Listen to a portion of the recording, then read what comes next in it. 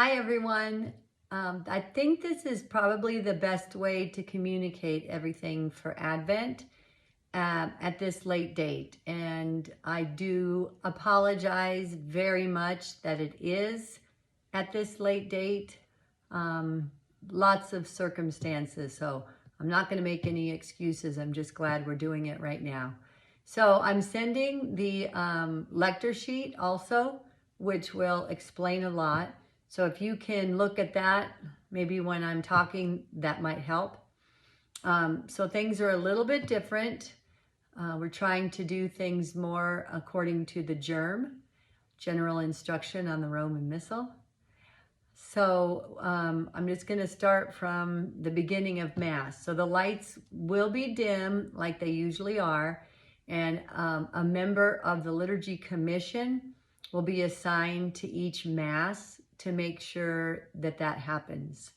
So probably about 15 minutes before the Mass begins, the lights should be dim.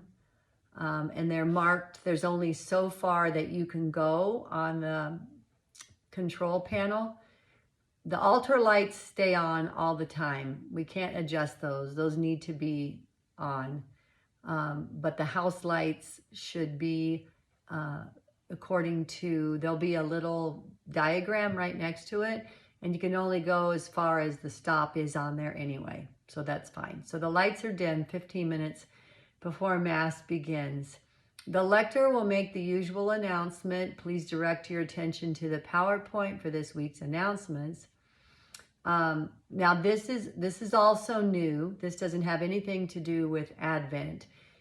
This has to do with the crisis we're in as far as new seminarians. I'm pretty sure we have only one seminarian right now. So that's pretty much crisis mode. So we really need to pray extra hard. So from now on, at the beginning of every Mass, we're going to pray the vocations prayer together. So on the lecture sheet, it says at the end of the announcements, we will pray together the vocations prayer, followed by a moment of silence to prepare for this Eucharistic celebration. So we still will have our moment of silence. Okay, so 5 minutes before Mass begins, the lector will come up, make the regular announcements. We will watch the announcements, we will pray the vocations prayer, and then we'll have a few minutes of silence until the presider gives the signal for the lector to resume the entrance. So at that point, the lector will say good morning, good afternoon, whatever time it is. This is the first Sunday of Advent. And then there's that commentary about Advent being a time of preparation.